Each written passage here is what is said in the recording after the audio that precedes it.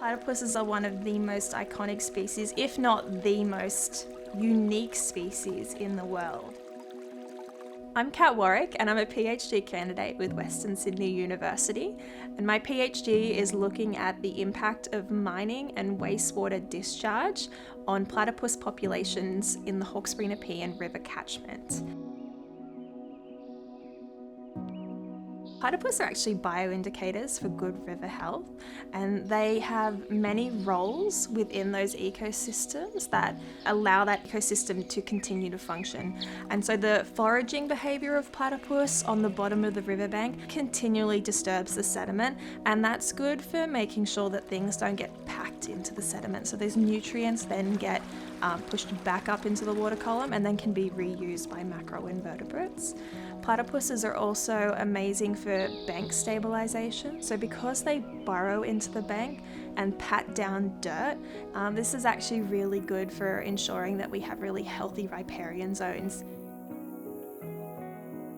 The number one threat to platypus is actually illegal yabby traps. A platypus will swim into these traps to get food and then won't be able to get out.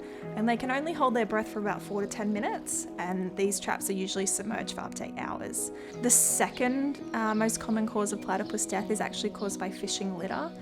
So these are hooks, fishing lines, various items that are left behind by fishing. Platypus can get tangled in them. Sometimes they can sever limbs because they cut so close to the skin. And then the third most common death of platypus is actually just ordinary litter. So these are hairbands, rubber bands, various plastic bags, things like this. These can all negatively impact platypus because they get tangled in them. They can swallow them and drown. So there are lots of human impacts to platypus that are negative. One of the ones that my research is looking at is actually from industry, and it's not a well-researched area, and so we're looking at how heavy metals and other contaminants like PFAS that are discharged into water columns by mines and by wastewater treatment plants actually move throughout the food chain. So it starts in the water, it falls into the sediment, it's then eaten by water bugs, so the food of platypus, and then when the platypus eat the water bugs, they're actually eating all of the heavy metals as well. And when you have to consume anywhere from 28% to 50% of your body weight per day for your energy needs, it starts to accumulate to really high concentrations and have really toxic effects on the health of platypus. PFAS is actually a man-made chemical that's been coined a forever chemical, and it's used in firefighting foams, non-stick cookware, waterproof clothing, and it was originally used because it was considered biodegradable. But now we're finding that it's actually not biodegradable and that it's persisting in our groundwater and in our sediment and is actually accumulating into the tissues of livestock that live around areas that have high levels of PFAS. We're finding it in human blood, and it's sort of this chemical and this term that keeps cropping up in various places and new places all the time. And the scary part about PFAS is that we don't know how to get rid of it. I actually took a gamble and guessed that there would be PFAS building up in the livers of platypus, and we got data back and we've got some incredibly high levels of PFAS. And so getting those results back just like reaffirmed what we were doing and that we were doing it correctly.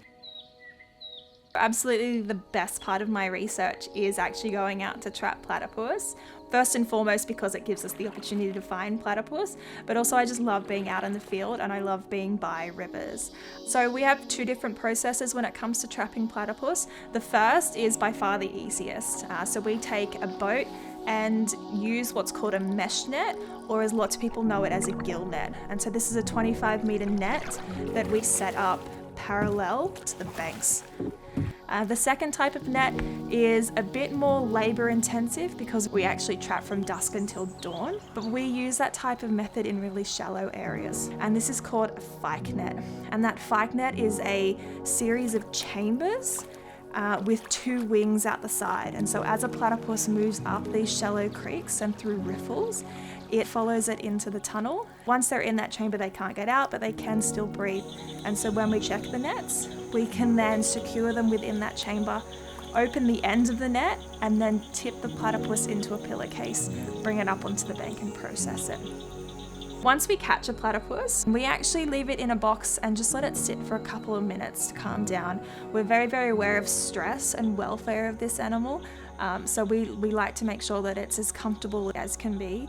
While it's settling, we then set up our table with all of our equipment, and then once that's all set up and we're ready to go, then we pull that platypus out and we do what's called a health check. And so we weigh the platypus and we measure the total length of the platypus, we measure the length and width of its tail and the length and width of its bill, and then we microchip the platypus. We take a fur sample, which we use later to look for markers of heavy metals that sits within the fur. So the whole process takes us about 20 minutes, and then we can release the platypus back into the water. There's nothing else in the world like a platypus, and so I think as Australians, culturally, we should be doing everything we can to protect this icon. The public can get involved in a number of ways. One of the best ways is to actually go out and find platypus. So on their daily walks, if they go out and they spot a platypus, if they can get a photo of it and upload it into some database like the Platypus Spot app, that information is actually really helpful for us to know where they are and where we can start to concentrate our conservation efforts. A big one, and I think the easiest one, is to pick up litter when you find it.